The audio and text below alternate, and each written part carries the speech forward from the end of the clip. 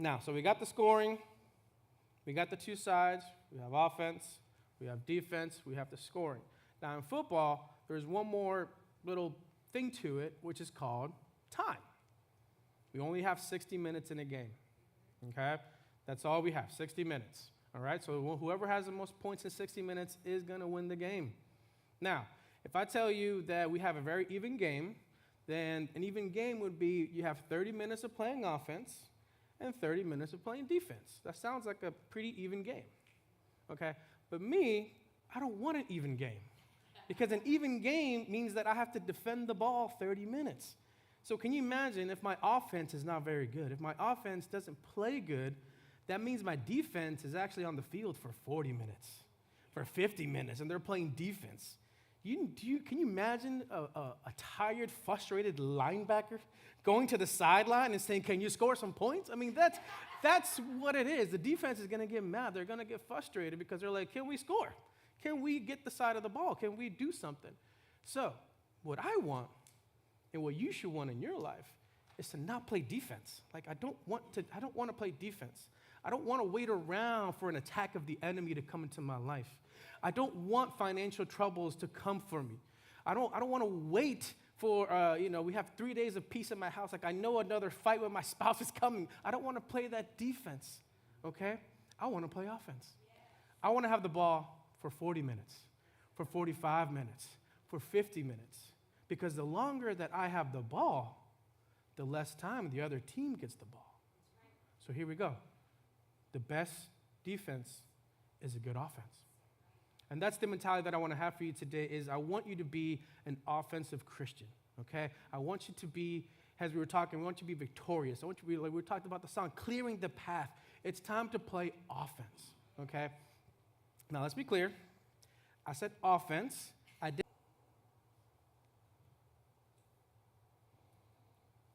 So point number one that I want to get to today is strategy, all right?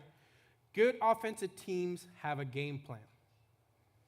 At the same time, God's children should have a life plan, all right? So when you think about the game today, teams usually have about 2 weeks, and then you get all the offensive coaches in together, defensive coaches, and they come up with a game plan. It's how are we going to attack this team?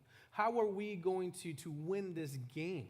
Okay? They don't just leave it up for luck and say, "Hey, we're just gonna throw plays." No, they understand the other team's weaknesses, and they understand what they want to do and what they want to accomplish. Okay? So Jeremiah 29:11. If we can get to that, if we can get to the screens. But Jeremiah 29:11 kind of gives us the plan that God has for us. And I know you guys have heard it plenty of times, and I kind of want to bring it back up. It says, "For I know the plans I have for you, declares the Lord, plans to prosper you and not harm you, plans to give you hope and a future." Amen. Proverbs 29:18. "Where there is no vision, the people perish." And I know this is something you've heard Pastora say countless times. We kind of talk about it and we put it in play. And I think it kind of brings up this month because this is our anniversary. And we were trying to do our leadership class, and we were trying to do our vision class last week. Didn't get done, but we're going to get it done because we want you to understand that we do have a vision. We are preparing for the future. We are preparing for building other people to come up here on stage, not just me. We're building you guys up as well. We have plans for you. God has a plan for you. Okay? We talked about planning.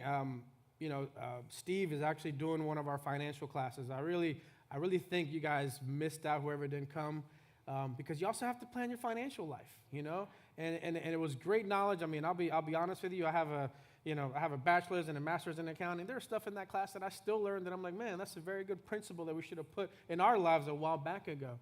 And those are financial plans that you need to have as well. Financial plans, plans for your family, and how are you going to go forward? How are you going to move forward? Right now, we kind of had a daughter who went to North Carolina. She moved. Hopefully you're watching. Hello. And it's kind of triggered something in our house, in our household. Is, man, what does what does 5 years look like now? What does our plan look like when we do become empty nesters? What does that look like for us? What's our vision? What are we going to do? How are we going to work? Do we need this house?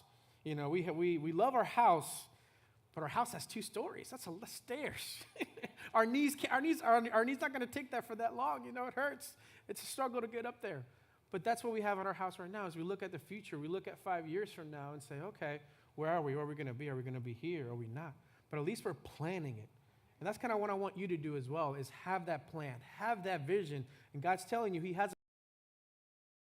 see him where he wants you to be, what he wants you to do. The second point that I have for you today is teamwork. Okay? And this one, good offensive teams have good players in every position. Kind of like I was saying, a lot of different positions playing in the team. God's children are called to fill every position. Now, this one is something that we've kind of come upon a couple times in my life, and I kind of never really dug into it that much, and I kind of wanted to bring it out because I do think it's important that everyone has a role.